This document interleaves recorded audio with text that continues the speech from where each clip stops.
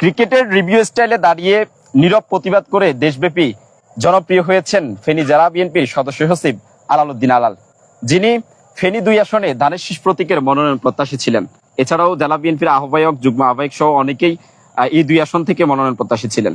তবে দল থেকে সম্ভাব্য প্রার্থী তালিকা ঘোষণায় ফেনী 2 আসনে নাম আসে সাবেক এমপি এবং বিএনপি চেয়ারপারসনের উপদেষ্টা অধ্যাপক জয়নাল আবেদিন বিপির নাম। এরপর থেকেই আমরা দেখেছি যারা মনোনয়ন প্রত্যাশী ছিলেন তারা রিভিউর আবেদন করছেন এবং এই ধান খেতে দাঁড়িয়ে রিভিউ অর্থাৎ ক্রিকেটের রিভিউ স্টাইলে একটি ছবি তোলেন এবং সেটি ফেসবুকে পোস্ট করা হয়েছিল। আমরা এই বিষয়ে একটু আলাল ভাইয়ের সাথে কথা বলবো। আচ্ছা, আপনি কাল যে রিভিউ পোস্টের মতো করে পোস্টটা করলেন, এটি কি উদ্দেশ্য করলেন আর কোন আম্পায়ারের কাছে আপনি আবেদনটা করলেন? আমার উদ্দেশ্যটা ছিল আসলে প্রতিবাদের ভাষার ভিন্নতা না। আমরা এই জনপদের মানুষ তো সন্ত্রাস, নৈরাজ্য এইসব দেখে শিশুরা বড় হয়েছে, আমরাও বড় হয়েছি। তো আমি চিন্তা করলাম যে না, আমাদের প্রতিবাদগুলো হবে যেটা ইউনিক প্রতিবাদ, যেটা বর্তমান জ্যাট প্রজন্ম যে প্রতিবাদ আমাদের থেকে জেনজিরা যেটা আশা করে। এখন এই বিষয়টা আমার মাথায় আসার পরে আমি গতকাল ফজর নামাজের পরে ঠিক এই আমার রিভিউ দিয়েছি। এই রিভিউটার আবেদনটা করছি আমি আমাদের দলের ভারপ্রাপ্ত চেয়ারম্যান জনাব তারেক রহমানের কাছে। আচ্ছা, এখন রিভিউ হবে কিনা আপনি কি মনে করেন? আসলে রিভিউ তো আমি তো আবেদন করেছি, রিভিউ হবে আশা করি।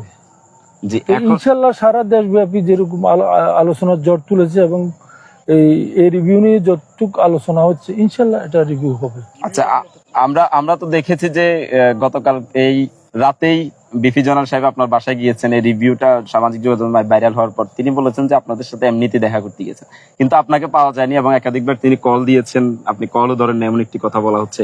আসলে কি আপনি বাসায় ছিলেন না? ব্যাপারটা হলো আমি কালকে ডক্টর অ্যাসোসিয়েশন অফ ড্যাবের আমি তাদের যে মহান বিপ্লব সংহতি দিবসের প্রধান অতিথি ছিলাম, রাতে অনুষ্ঠানটা হয়েছে। তো আমি এখনো আপনাদের সামনে কথা বলছি, আমার এই ফোনটা কিন্তু ফ্লাইট মোডে দেওয়া। তো ওই অনুষ্ঠানটাতে আমি কমপ্লিটলি মোবাইল বন্ধ রেখেছিলাম। এরপরে আমি সাংবাদিকদের সাথে কথা বলছি, ফোন বন্ধ ছিল। আমি বাড়িতে আসার পরে জানলাম যে আমাদের অধ্যাপক জনাব সাহেব এসেছেন। তো আমি দেখলাম যে প্রথম কলটা হলো আমাদের সাইদুর রহমান জুয়েলেরও ফোন দিলাম। জুয়েল বললো যে হ্যাঁ আমরা আসছিলাম কিন্তু আপনাকে পাইনি। আমি দেখা তো হবেই ইনশাল্লাহ। আচ্ছা, এখন তো আমরা মনোনয়ন প্রত্যাশী অনেকজনকে দেখছি 2 আসনে, তাহলে এই ক্ষেত্রে আপনাকে না দিয়ে যদি রিভিউতে অন্য কাউকে দেওয়া হয় তাহলে এই ক্ষেত্রে আপনি এগুলো সমর্থন দিবেন? আমি আমাদের টিমের পক্ষ থেকে রিভিউ করছি। এখন তারেক রহমান আমাদের দলের চেয়ারম্যান, আপনাদের আহ্বায়ক বাহার ভাইও আছেন, এছাড়াও যুগ্ম আহ্বায়ক গাজী মানিক ভাই আছেন, আমাদের নির্বাহী কমিটির সদস্য জিয়াউদ্দিন মিস্টার আছেন, তারপরে এডুকেট মেজবাউদ্দিন খান আছেন, সবাই রিভিউ করছে। আচ্ছা, এখন যদি তাদেরকে দেওয়া হয় সেক্ষেত্রে আপনি কাকে দেওয়া? আমার রিভিউটা যদি গ্রহণ হয় এটা আমি এটাই মেনে নেব। আমি না, যে কাউকে দেব, আমার কোনো।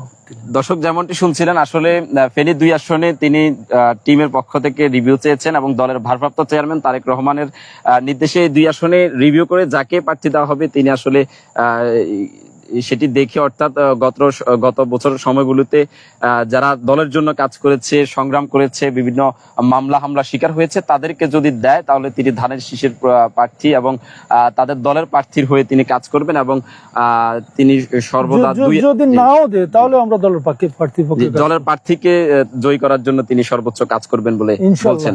ইনশাআল্লাহ।